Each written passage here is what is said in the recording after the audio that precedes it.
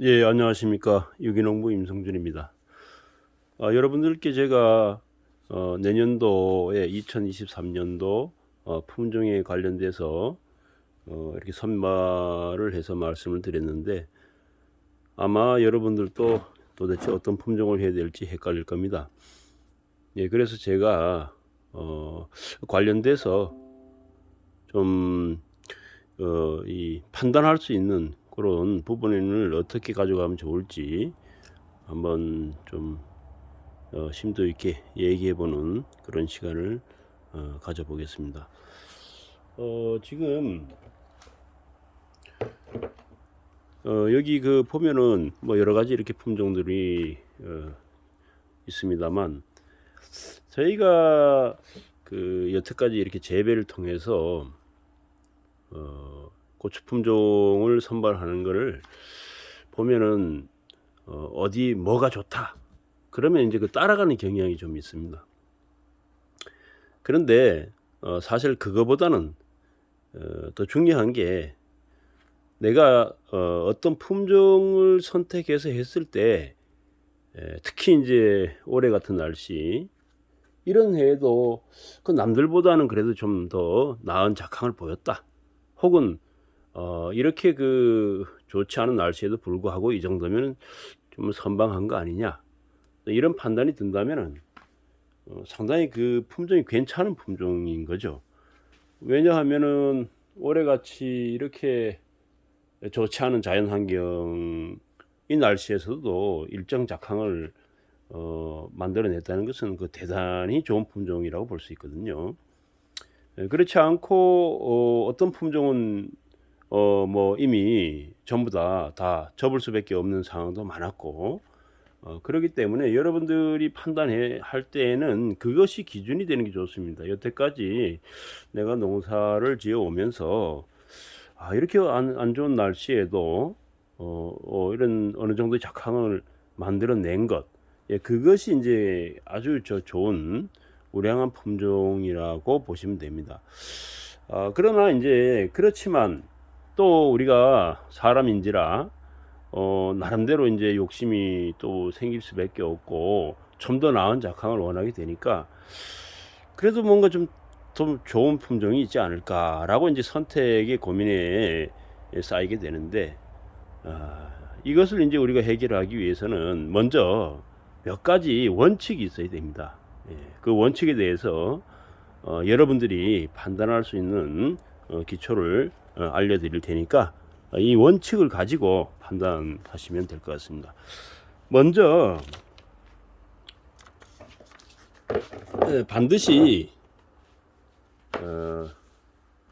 내가 재배를 했을 때, 이 정도면은 이게 괜찮은 품종이다라고 검증이 됐다면은 내년도에도 한 70%는 그런 품종으로 가는 것이 안전합니다. 그렇지 않고 이제 만약에 신규 품종, 뭐 내가 해보지 않은 품종들을 다시 이제 시작했을 경우에, 물론 뭐 그런 품종을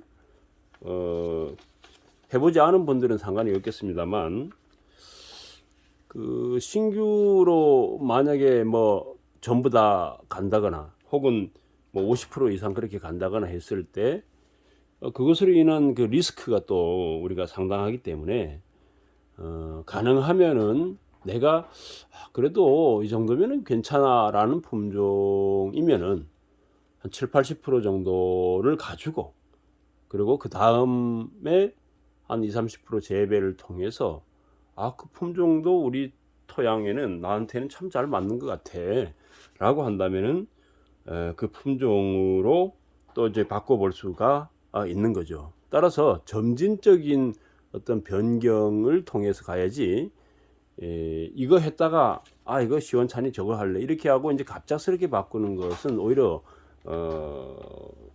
작황이 더 안 좋아질 수도 있기 때문에, 물론 더 좋아질 수도 있지만, 그렇지만 우리가 무슨 이게 뭐 농사라는 게 뭐 도박도 아니고, 이것은 우리의 삶과 직결되는 문제이기 때문에 좀 신중하게 이렇게 가는 것이 좋겠다라는 생각으로, 전년도까지 우리가 농사 지어서 일정 수준의 작황을 보인 그런 품종이라면은 70에서 80% 정도를 선택하는 것이 맞다라는 걸 먼저 말씀드리고요.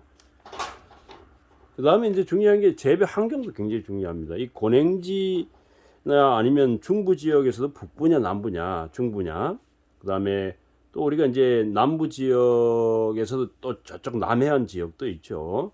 이렇게 따뜻한 지역이냐 아니면 추운 지역이냐에 따라 가지고 이 품종도 조금 달라져야겠죠. 왜냐하면 고냉지 같은 경우에 일찍 추워지고 또 정식도 늦게 하게 되는데, 이렇게 되면은 결국 우리가 고추 수확을 하는 데 있어서 많은 제약이 따르겠죠.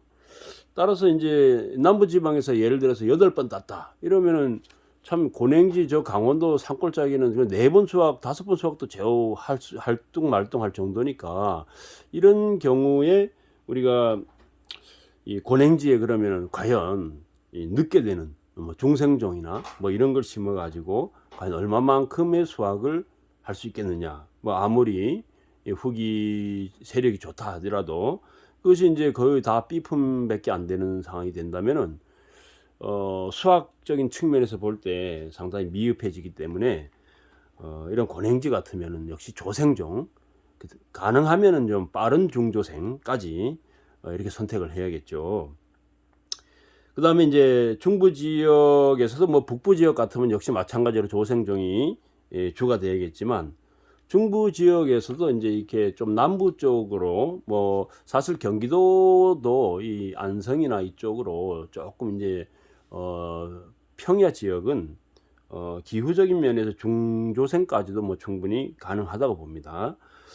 그런데 이제 그 남부 지역으로 내려간다면은 남부 지역 같은 경우는 실질적으로 중조생을 해도 얼마든지 일찍 심고 늦게까지 수확이 가능하기 때문에 이 선택의 스펙트럼이 넓어질 수 있는 거죠. 따라서 이런 것은 충분하게 한번 생각을 해가지고 뭐 너무 일찍 심는 조생을 굳이 고집할 필요는 없다. 만약에 그렇다 그러면은 남부 지역이나 남해안 지역에서는 내가 이모작으로 할 건데라고 한다면 이제 그런 어떤 조생, 극조생 품종을 선택해서 갈 수가 있겠죠. 그렇지 않다면은 굳이 극조생이나 조생 쪽을 꼭 선택할 필요는 없는 거 아니냐. 이런 게 이제 제 생각입니다. 따라서 우리가 이렇게 재배를 어디서 하느냐에 따라서 그 환경적인 측면을 먼저 고려하는 것도 선택의 폭을 줄이는데 도움이 될 것 같습니다. 그 다음에 이제 재배 형태로 우리가 또 볼 수가 있겠죠. 나는 전업농을 한다. 나는 부업농을 한다. 나는 텃밭농을 한다. 자, 그러면은 이 재배 형태를 의해서 우리가 품종도 달라져야 됩니다. 왜냐하면은 전업농인 경우에는 아마 출하처가 틀림없이 시장이나 혹은 이런 상인들, 우리가 쉽게 얘기하는 공판장 상인들, 이런 위주가 될 텐데, 그러지 않으면 이렇게 그 뭐 전업적으로 많이 해서 판매를 개별, 물론 일반 소비자 직거래도 할 수는 있으나 이렇게 많이 할 수 있는 분들이 그렇게 많지는 않을 것이기 때문에, 이렇게 전업농을 하시는 분들 입장에서는 이 고추의 그 중량에 따라서 가격이 오르락 내리락 하고, 그 다음에 또 건과 품질에 따라서 수치 가격이 달라지기 때문에 이렇게 그 전업농인 경우는 많은 수확량과 뭐 대과에서 극대과, 그리고 중량이 많이 건가를 말렸을 때도 많이 나가고 홍초를 출하했을 때도 상당히 좋은 그런 홍초의 시세를 많이 받을 수 있는 그런 품종들로 선택을 해야겠죠. 내가 요건 이제 다음에 이제 또 조금 이따가 말씀드리겠습니다만,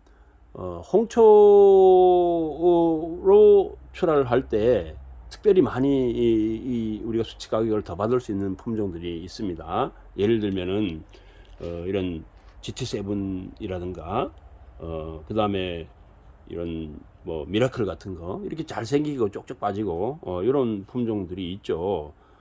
이런 품종들을 좀 그 선택해서 하시는 게 좋고.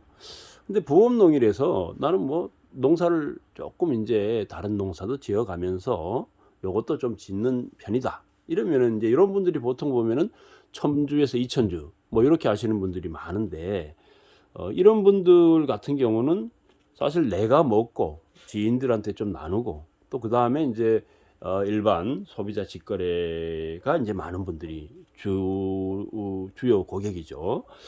자, 이런 분들한테는 맛있는 품종을 선택을 해줘야 됩니다. 예, 물론 또 부업이기 때문에 재배가 좀 용이해야 됩니다. 거기에 모든 힘을 다 쏟을 수가 없기 때문에. 그래서 이런 분들이 선택을 한다면은 뭐 우리가 제일 많이 하는 이 돌격탄 같이 이렇게 좀 농사가 쉽다 그러죠. 그게 왜 쉬운지는 이제 여러분들이 재배해 보신 분들이 아실 겁니다. 이런 품종들 또 맛도 좋고 요런 품종들을 선택하는 게 좋죠. 그러면 요런 품종들이 보면 이제 돌격탄, 칼라탄, 예, 이런 품종들, 칼타이탄, 또 이번에 이제 새로 나오는 이제 티탄 스트롱, 이런 품종들, 이렇게 맛이 좋은 품종들을 선택하는 게 좋겠죠. 그래서 그 다음에 이제 이 텃밭농을 한다. 그러면 이거는 뭐 다른 것보다 전문적인 재배 지식이나 재배 관리 능력이 좀 부족할 수도 있기 때문에 이런 분들은 병해에 무조건 강해야 됩니다. 예. 병해에 무조건 강한 그런 품종들을 심으시고 더불어서 이제 맛도 좋으면 좋겠죠. 그러다 보니까 저희가 우리 이 육묘장에서 아마 그동안에 뭐 돌격탄, 칼라탄 이런 품종들이 많이 용묘가 되어서 나가게 된 그런 그 원인이 되는데요. 사실 이 재배 형태에 따른 이 품종을 우리가 선택을 한다면은 전업농 같은 경우는 좀 극대과 과가 좀 크고 그다음에 수량성이 많은 다수학성 품종을 심기를 바라는데, 이런 형태가 대개 보면은 조생 같은 경우에 이제 뭐 올보캅, 또 그 다음에 이 돌격탄도 사실 뭐 이거는 이 전업농이든 부업농이든 텃밭농이든 무난한 품종이 되겠습니다. 그리고 또 이렇게 그 복합 내병계에서 티탄 스트롱이나 탑스타 같은 이런 품종들은 소량성이 많기 때문에 좀 재배해 볼만 하고 수확량이나 이런 소득 측면에서 강점을 가지게 되죠. 그 다음에 이제 또 뭐 우리 그 GT7이나 칼탄 패스, 또 트리플 렉스 뭐 이런 것들도 전부 다 상당한 양의 수확을 올릴 수가 있기 때문에 이런 품종도 좀 권장할 만합니다. 그리고 이제 부업적으로 하는 분들은 이게 관리적인 부분에서도 아마 전업농보다는 조금 못할 수도 있기 때문에 역시 이 중에서 가능하면은 조생 계통의 또 병에 강한 그런 품종들이 아마 더 관리적으로 봐서는 용이하지 않을까, 그런 생각이 좀 들고요. 또 이제 우리가 홍초출하냐 아니면 건초출하냐, 여기에 따라서도 조금 이제 품종 선택의 기준이 조금 달라야 되는데, 건조를 했을 때 아주 최상급이 또 있을 수 있고 또 조금 중급이 또 있을 수가 있습니다.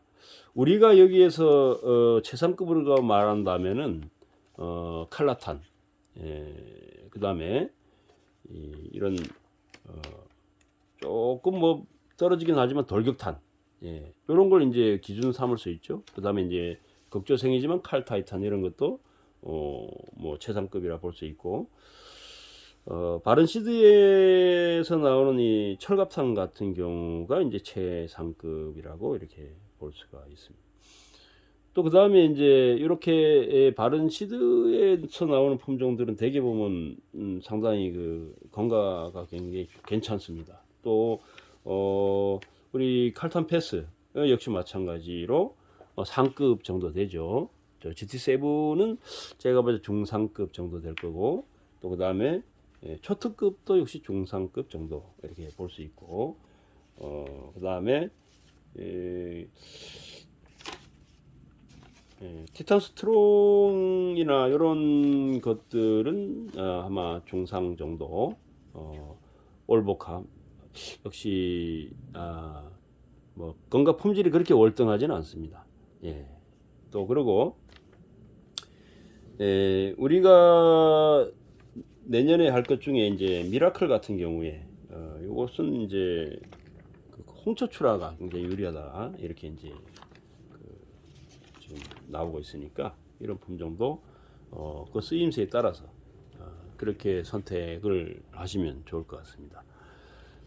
지금 여기에 나와 있는 이런 우리가 내년도에 할 품종들을 보면은 사실 전부 다 우리나라에서는 그래도 뭐 최고의 품종 중에 하나라고 이제 할 수가 있는데, 이 품종들마다 전부 다 장점 단점이 다 있습니다. 세상에 만약에 모든 장점만 가진 고추가 있다면 아마 그것만 다 팔리고 나머지 고추들은 안 팔렸겠죠.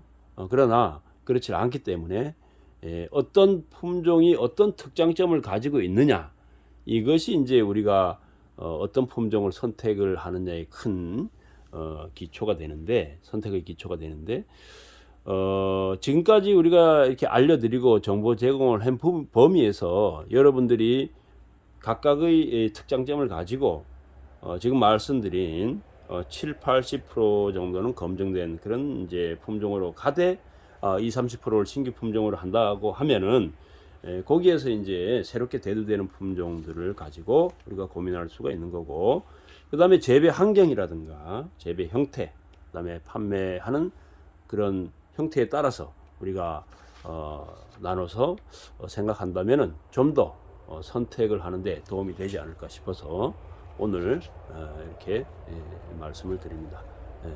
이상입니다.